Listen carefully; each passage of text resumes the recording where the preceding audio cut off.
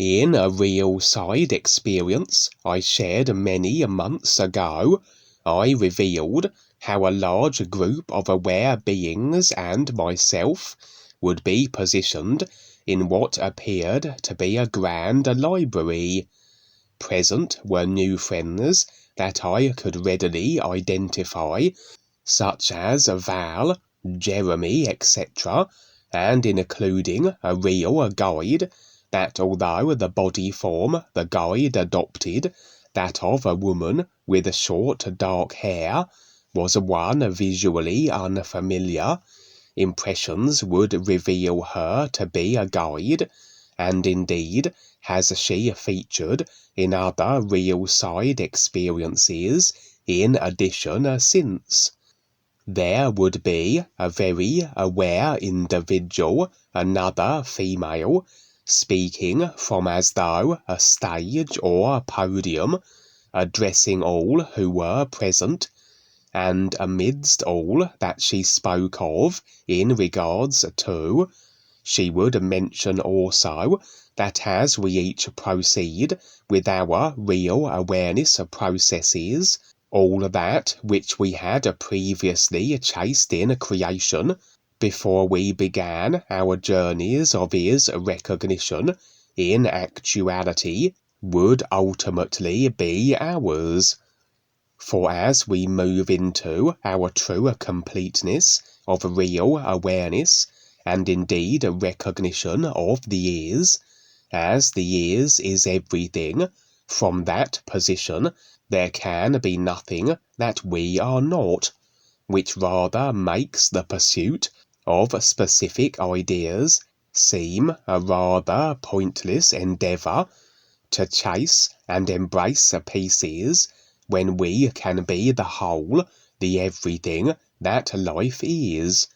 She would emphasize how the personal self has a trouble in grasping this concept, that of being everything, and so has a difficulty in releasing the ideas that it holds dear, the wants and desires it may still cling to. However, to assume such a position as this everything reality, to be in a recognition of such, this rather demands a divorcing of all the pieces, the ideas, we hold to personally. For all that we cling to emotionally, attachment-wise, so these are unreal affected filters we encase ourselves in, which hold us in a position other than our real awareness, complete selves.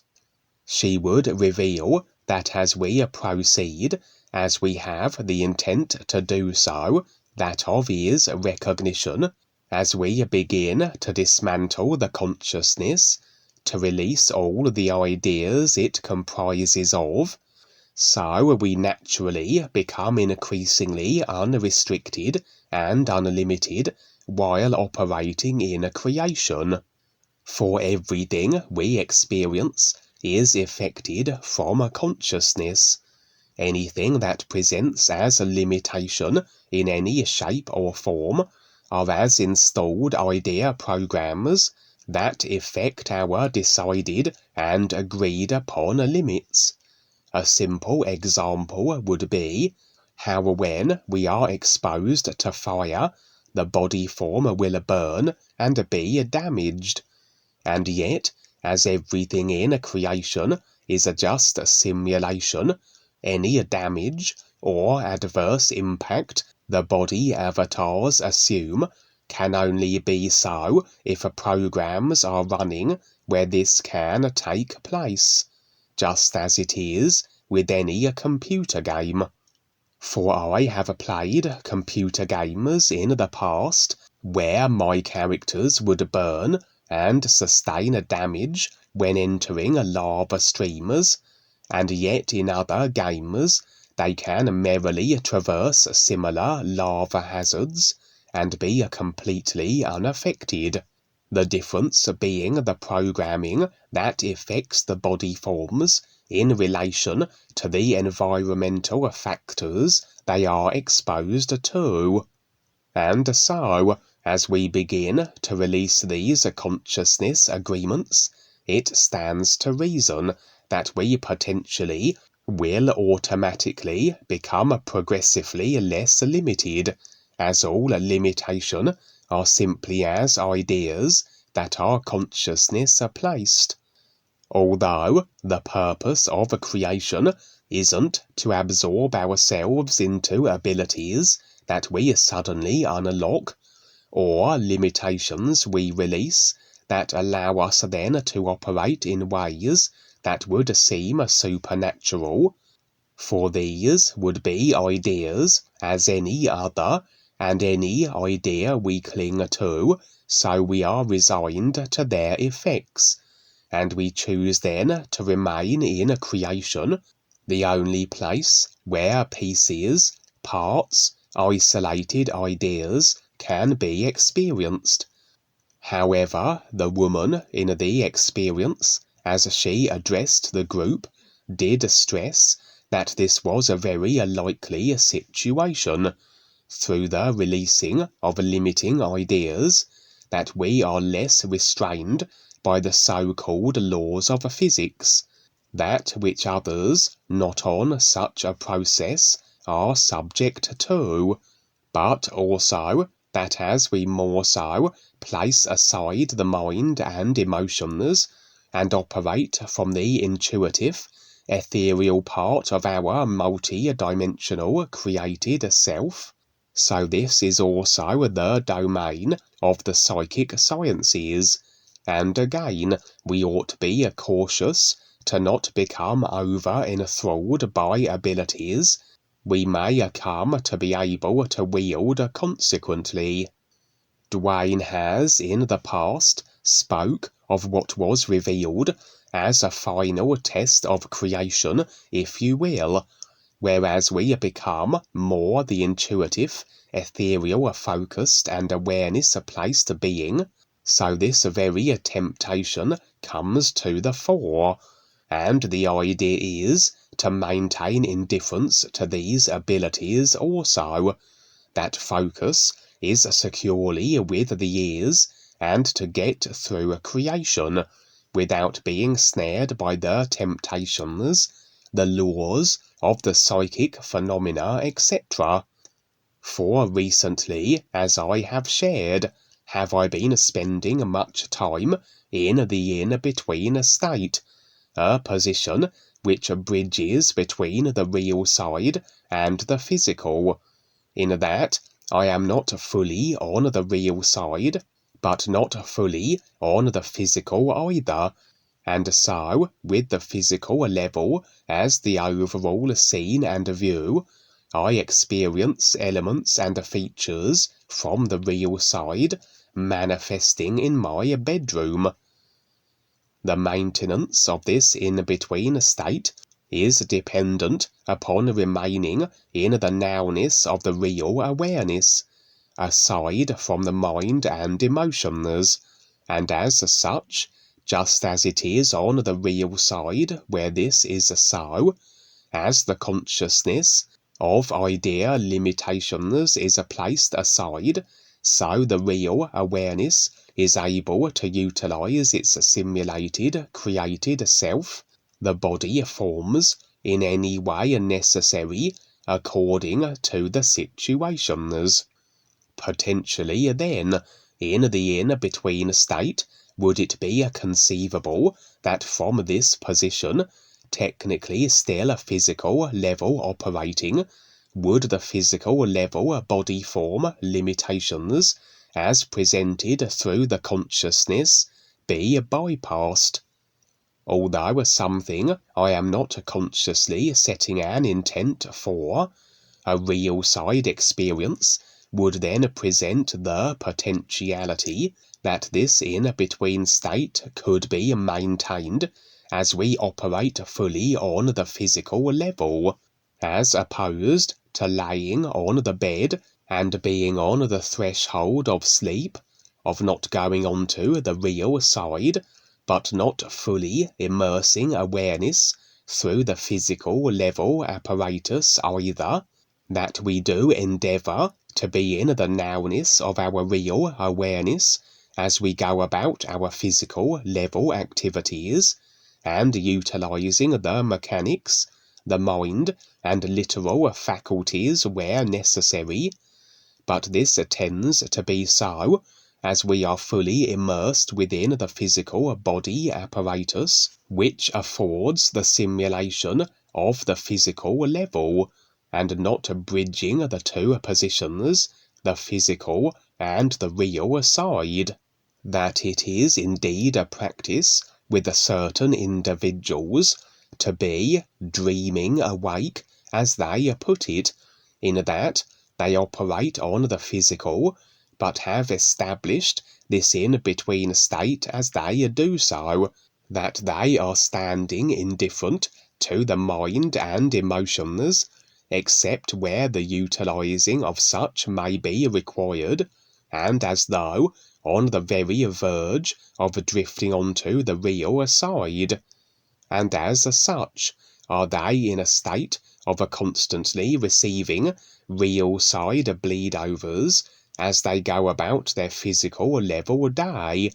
able to then communicate with other dimensional beings, and indeed be aware of other dimensional attacks, and so forth.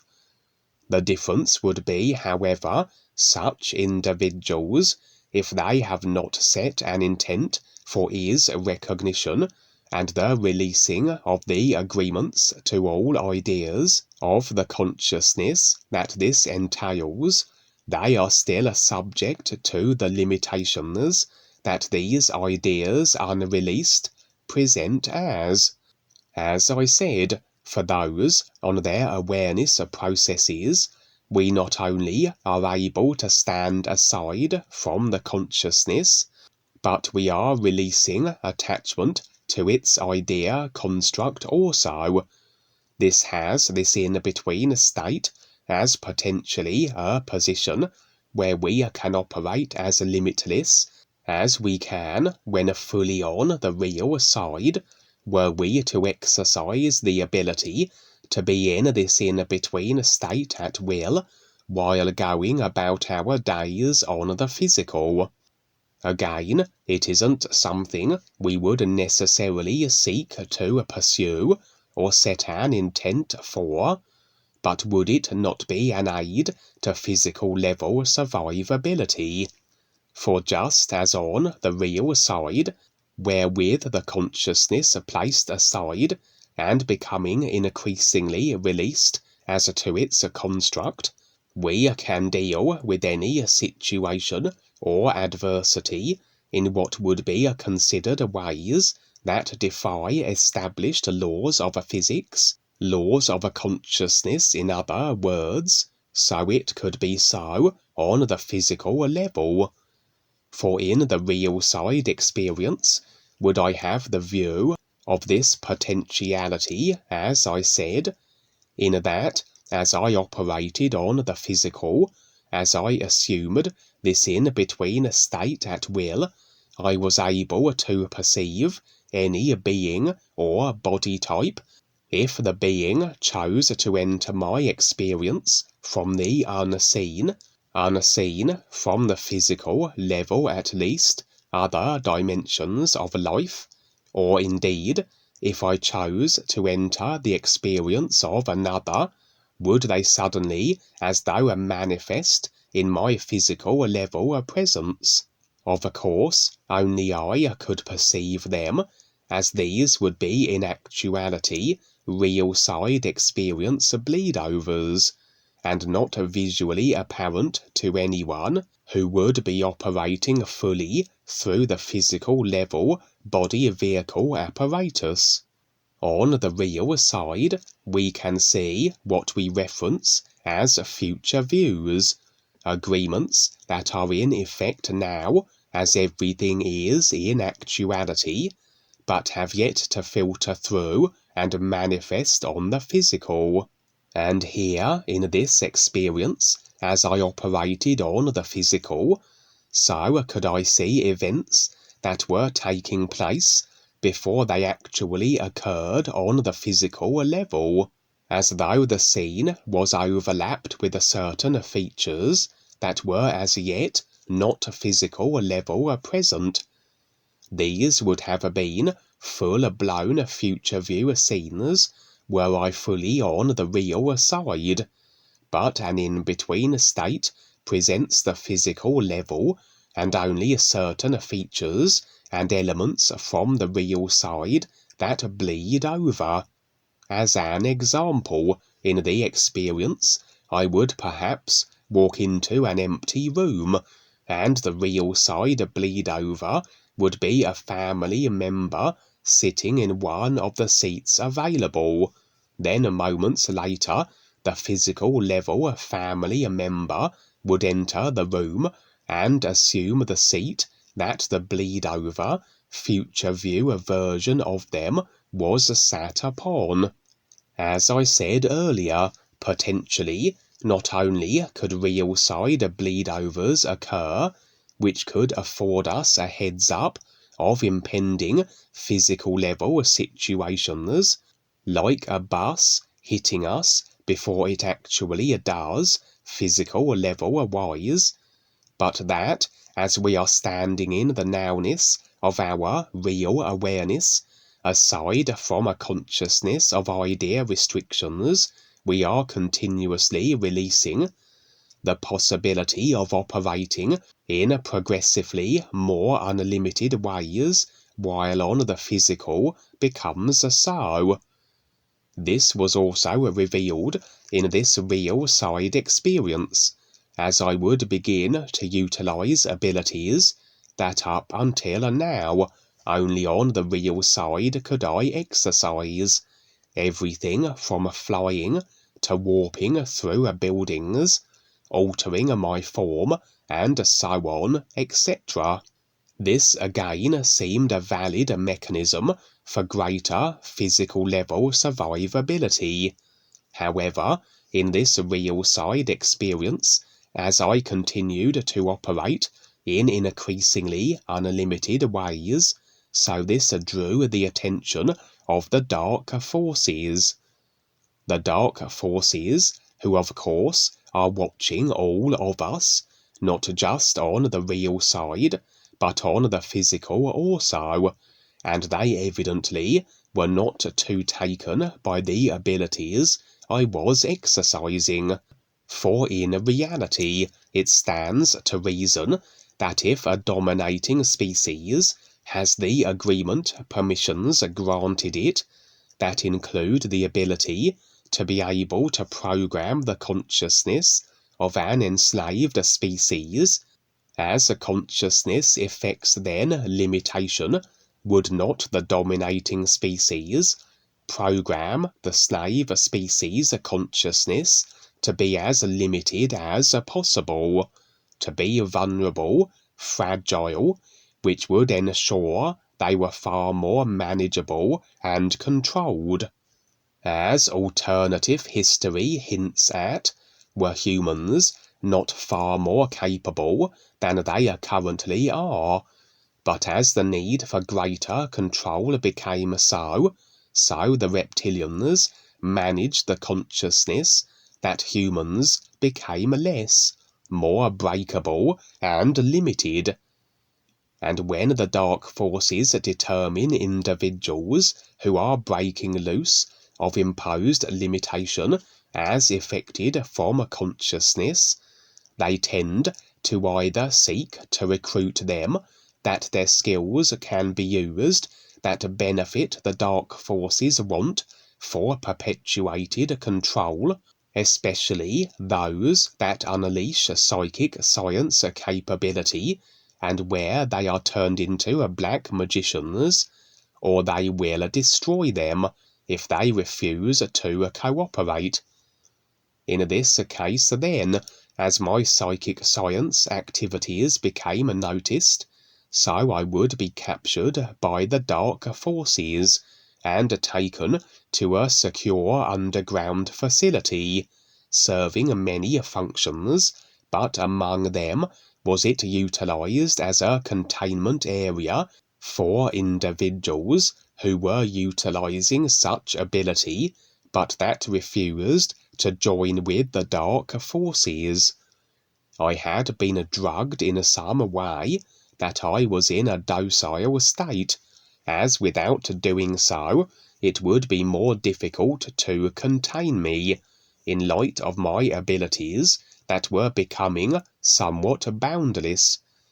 As I was taken to the desk, a kind of checking-in procedure, a female dressed in medical garments would say, "Not another one." I then would be removed to a single secured room, a little like that which you might see in a mental ward, and the intent was that I would be subject to certain testing and then very likely destroyed. However, they either underdosed me, or, just as it is on the real side, where through the real awareness can we overcome any situation, assuming there are no idea agreements the personal self holds to, that limits the real awareness's ability, and as I was maintaining this in-between state on the physical, which was effectively facilitating this same real side, real awareness capability, so was I able to break from the contained cell, and as the various security attempted to restrain me, so I would wield ever greater ability and nullify their efforts. Although it must be stressed that we always experience ourselves, what we choose and decide we will walk into. Creation mirrors that which we are and decide to be, and even though I was using these abilities as a means of defense, it was as though I became consumed with my ability. It became all-encompassing. I was engulfed by it, and it was as though it was beyond my ability to even control. Defending one's self is one thing, but now I was wreaking destruction to an extent far more than was necessary, levelling the building I was in, and not simply nullifying my attackers, but destroying them. As I said, it was as though I had lit a fuse and couldn't extinguish it, reminding me a little of the scene in Star Wars where Luke Skywalker confronts Darth Vader in a simulated, dream-like scenario, and when he destroys Vader and the mask is removed, the face he sees is his own. The possibility of becoming that which we seek to oppose, if we indeed choose to stand in opposition of the free will choices of others. Destruction begets destruction, and as I stood in the rubble of the facility, so would other individuals enter the scene, those that had nothing to do with my incarceration, and I almost would turn my destructive intentions toward them also, but for the presence now of what impressions revealed were real guides, several of them manifesting in my presence. They would not speak, but as though simply stand there and regard me steadily, but their silence carried a greater weight than any words could convey, that as though had me see reason, and recognize then the folly of what I was doing. A test, perhaps, in its own right, that the guides had in actuality set up this whole simulated real side situation, just as Duane has spoken of in regards to a test of a creation, one where we have the option to become a white or black magician, but the idea is to bypass both options, stepping aside from any duality of a creation and embracing that which is aside from all ideas, the true reality isness of our real awareness being states. That the potentiality of unlocking such abilities will become more likely with the process of releasing the consciousness of ideas which are as limitations, just as the speaker in the real side experience I had many months ago mentioned. But then with this, required is a greater focus and real intent purpose embraced, that of is recognition, as though to offset the greater law and temptation that the stepping ever more so into an indifference from the consciousness of mind and emotion can afford, especially in regards to the psychic science abilities that can become available as a consequence. For as enthralling as these abilities may be, they, like any idea we cling to, will resign us into a creation and future lifetimes, and a time, as it were, is rather of the essence, with the simulator sputtering toward its implosion. That was so cool, Kevin. That's very, very good. Yes, we all go through that. I do too. As long as I'm here, scenarios are set up. And it's really based upon your intent. And so with that, as long as the person's intent is to recognize what's real and stand real with that, there is no failure. This is what's cool. And the same with the karma idea. You know, we've been brought up through these ideas to, you know, see how they work, and just like going to school and what we've learned there and whatever little portions of creation or the surface world. And so this is what's cool too, is that as the person has a true, sincere intent, with no wavering at all, that, you know, they're willing to go through whatever it is, there's no failure. And it's just showing you that it's actually giving you something to compare with as to what you don't need and what not to do. So it's all okay. And so it's great what you're sharing and going through, Kevin, and how you explain it. It's so cool that, you know, it supersedes any of the old wisdom and all this stuff that we've gone through, the babysitting past and what have you. And I really like it because it just clears the air. So again, there's no failure with anything. It's just a matter of, okay, that was what happened today, and we just keep going on because we focus on the intent. The true focus is your intent. And so getting the personal self to do that, no matter what, that's a lot. That's a whole lot. And you've come around very, very fast at this. And it's not a matter of time, it's a matter of now.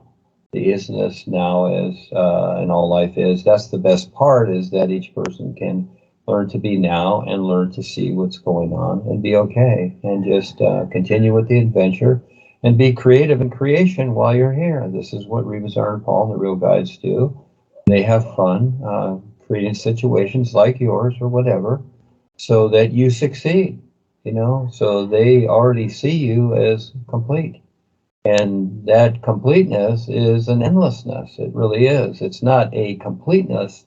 like we think about in creation. No, not at all. That's just a reference, but it is an endlessness to see. And that's where the reference to the three-letter words and that comes in, because the personal mind with its rational routines and tracks,